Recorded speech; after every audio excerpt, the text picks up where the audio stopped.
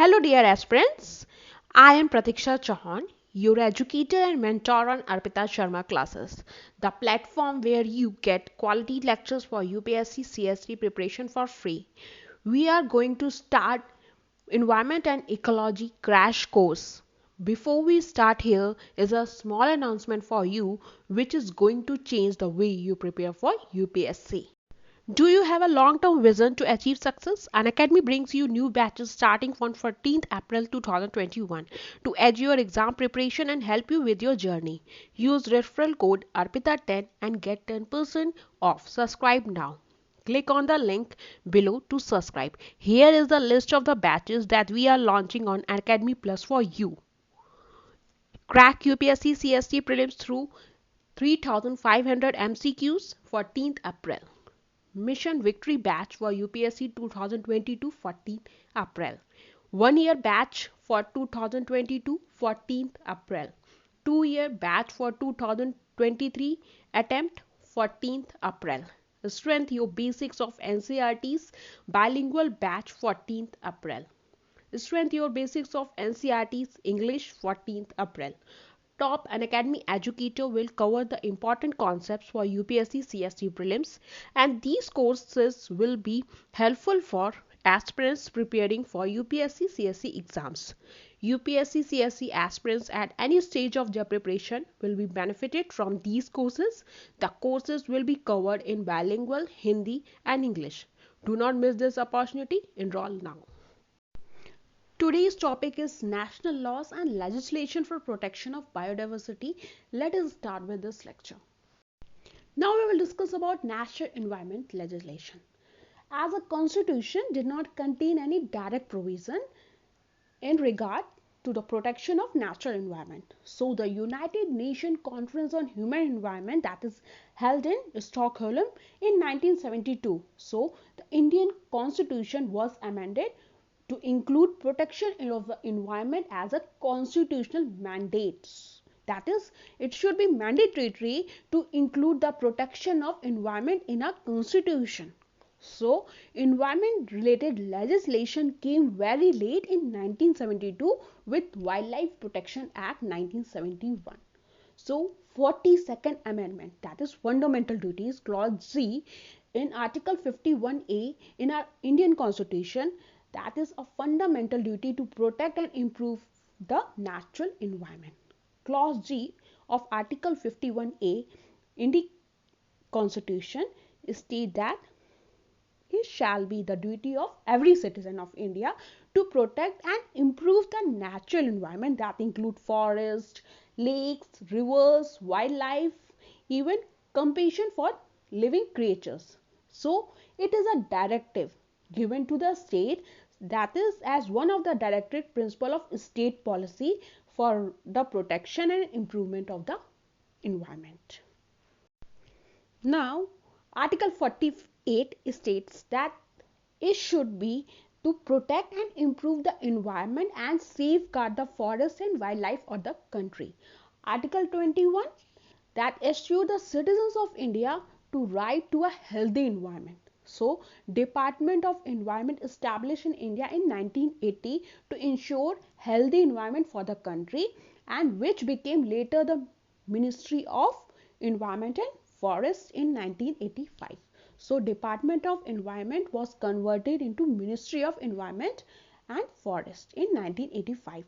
So, Environment Protection Act 1986 came into force soon after the Bhopal gas tragedy, which considered umbrella legislation which fills many lacunae in the existing legislation. Now we will discuss about environmental laws, their year of legislation and description about them. First is Easement Act, which came in the year 1882. So this law allows private rights. That means it gives the private rights to use a resource, that is groundwater, by weighing its attachment to the land. That is कि इन्होंने ये law बनाया कि जो private right है वो उन resources को यूज कर सके, जैसे ग्राउंड वाटर जो कि एक अटैचमेंट टू द लैंड है. सो it also states that all surface water belong to the state and it is a state property. That means कि ये जो जितना भी सरफेस वाटर है वो स्टेट के पास रहता है या बिलोंग करता है, तो ये एक स्टेट प्रॉपर्टी हो गया। अब सेकंड है Indian fisheries act which came in 1897। So this law established two sets of penal offences whereby the government can sue any person who uses dynamite or other explosive substances in any way। मतलब इस law ने ये establish किया दो set को penal offences को कि government जो है वो किसी भी पर्सन को सजा दे सकती है या सू कर सकती है जो कि डायनामाइट यूज करते हैं या फिर कोई भी अलग तरीके के एक्सप्लोसिव सब्सटेंस को यूज करते हैं जो कि which intend to catch or destroy any fish or poisonous fish in order to kill। मतलब जो कि किसी भी फिश या फिर किसी भी पॉइजनस फिश को मारे, उसको सजा मिलेगी इस एक्ट के तहत। अब दूसरा है factories act, that is in year 1948 and amended in 1987। So it was the first to express concern for the working environment of the workers। ये पहला ऐसा लॉ था जो कि एक्सप्रेस करता था कंसर्न उनके लिए जो कि इन्वायरमेंट के लिए काम कर रहे हैं ऐसे वर्कर्स के लिए। ये अमेंड हुआ 1987 में और ये और शार्पन या फिर और क्वालिफाई हुआ या और रिफाइन हुआ इन्वायरमेंटल फोकस और एक्सपैंड इस application to hazardous processes. Now comes the River Boats Act that came in the year 1956। So this law enables that the state to enroll the central government in setting up the advisory river board to resolve issues in interstate cooperation।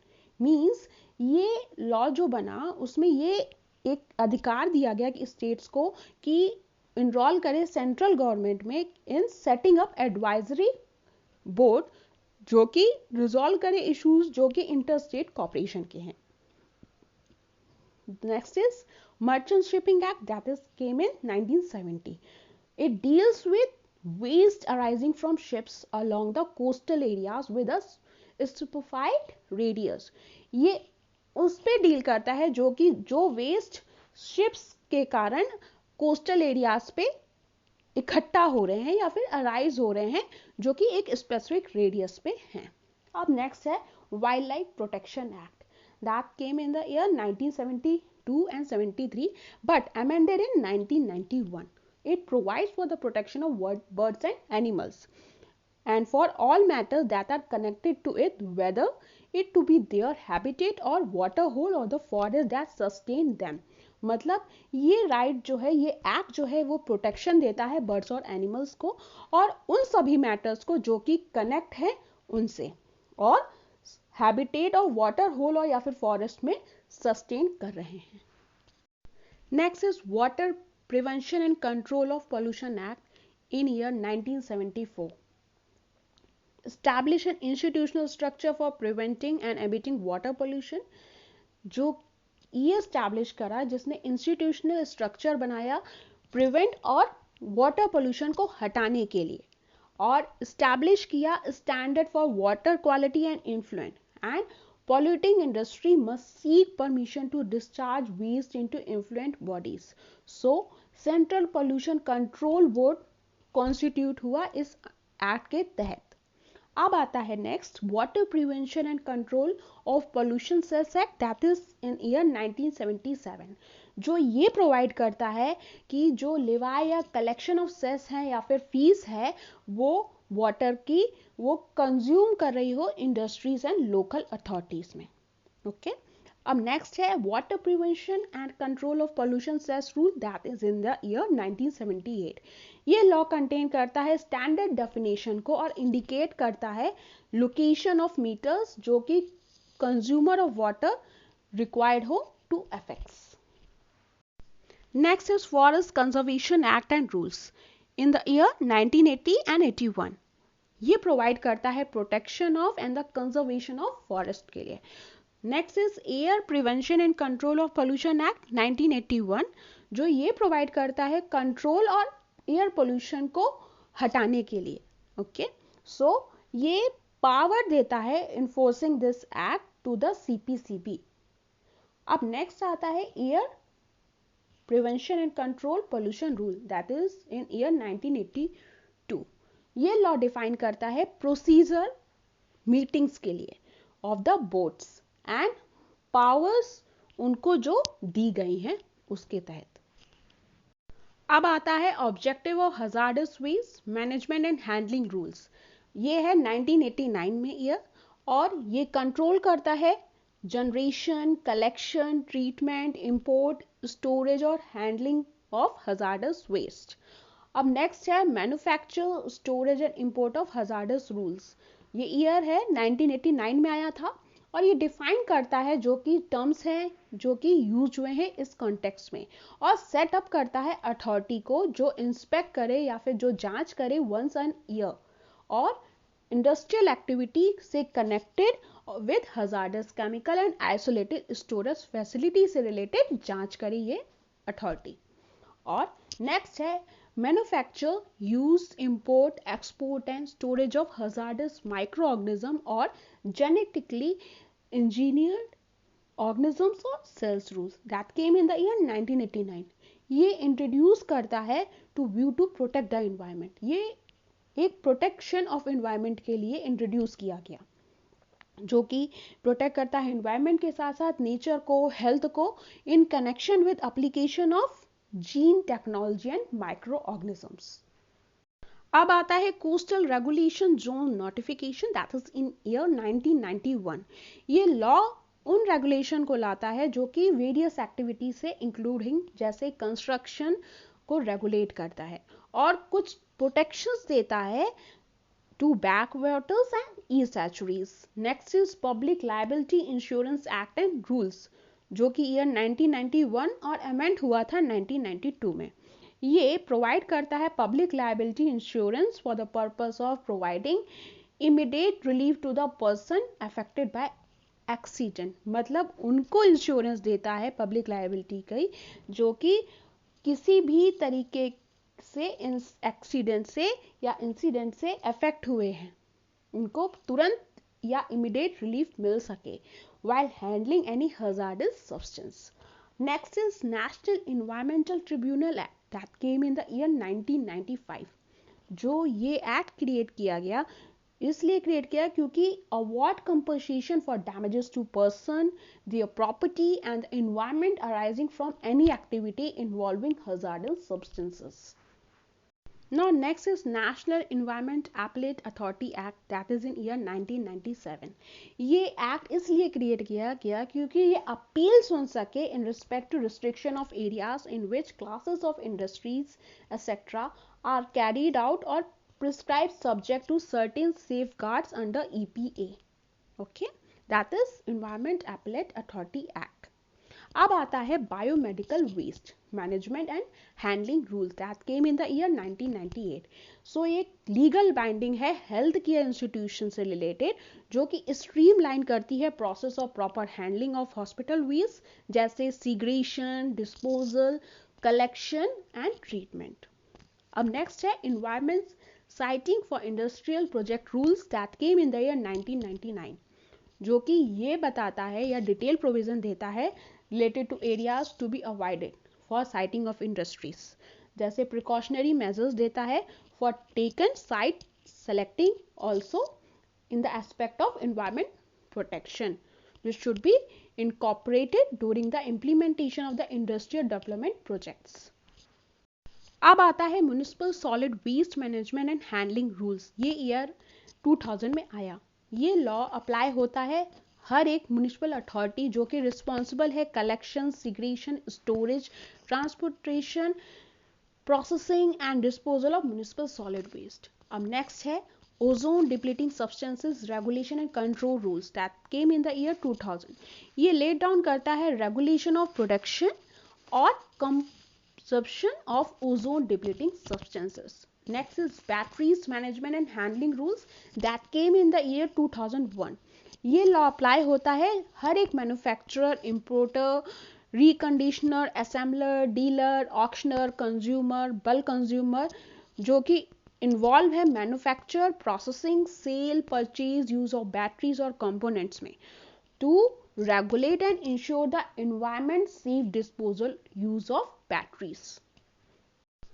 अब आता है noise pollution regulation and control amendment rule that came in the year 2002.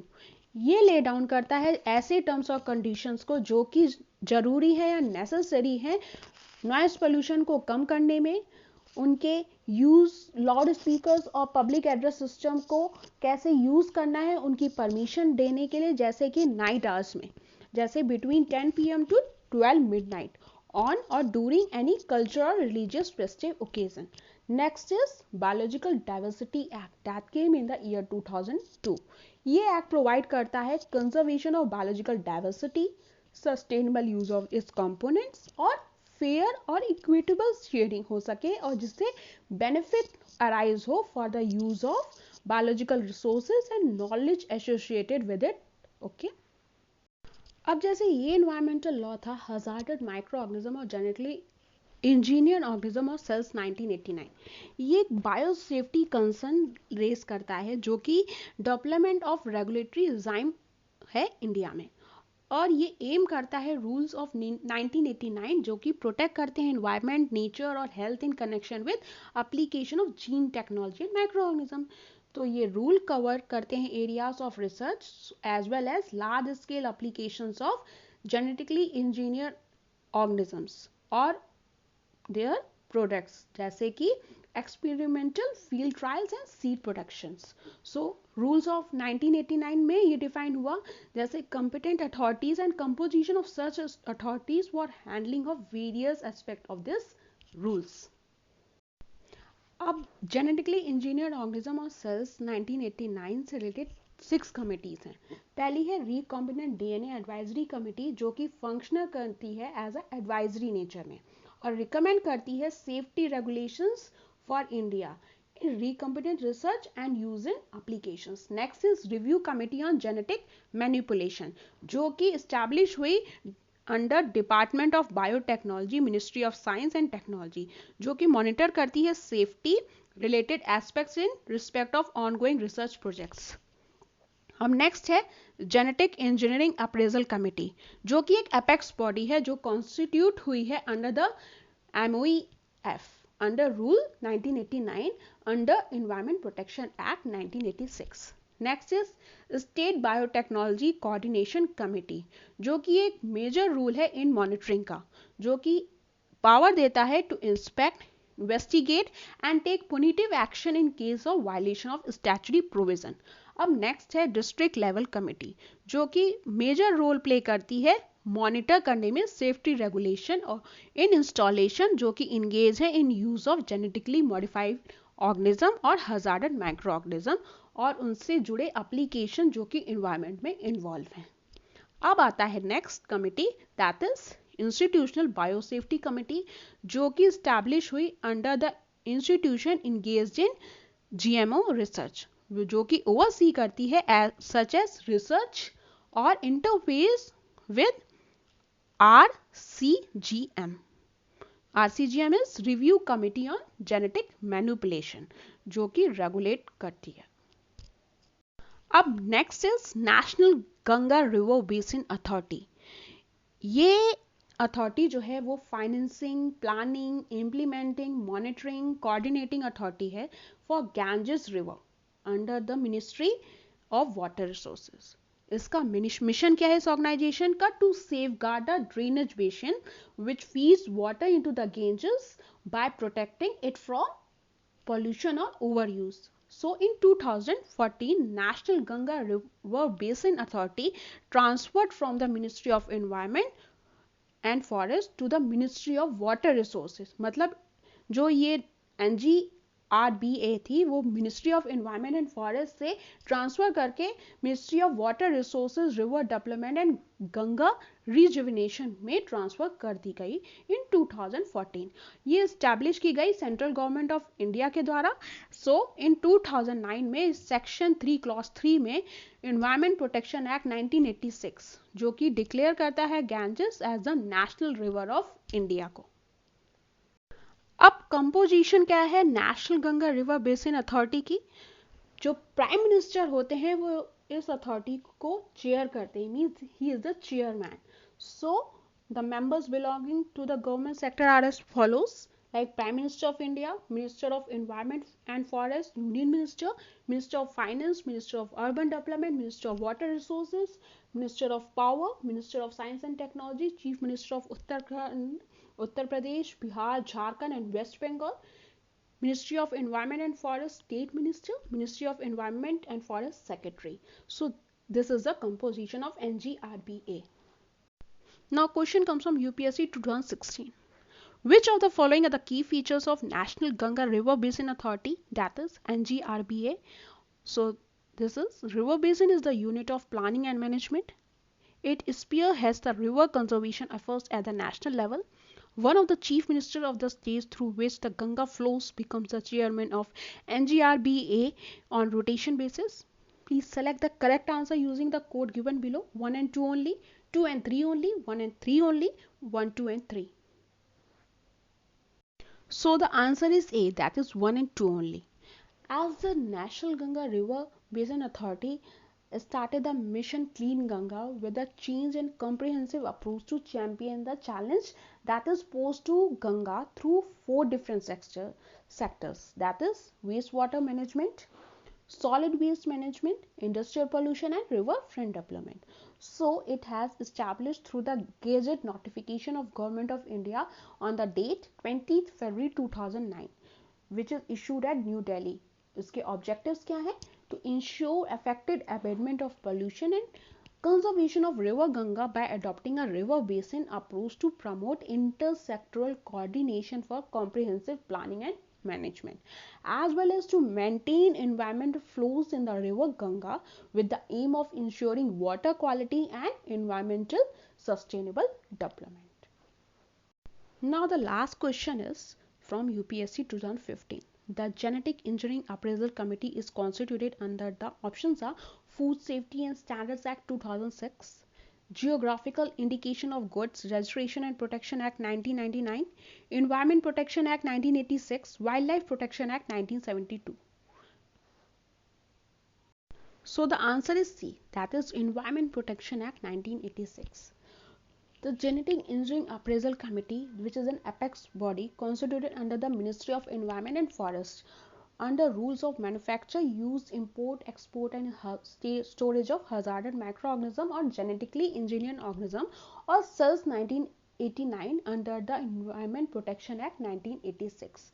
So the rules of 1989 identified 5 component authorities, that is Institutional Biosafety Committee, Review Committee of Genetic Manipulation, Genetic Engineering Approval Committee, State Biotechnology Coordination Committee, District Level Committee for handling of various aspects of the rules. So please go through this lecture again and make the short notes for your revision. Okay, it will be very helpful in your revision. So hope you understood this lecture. Thank you.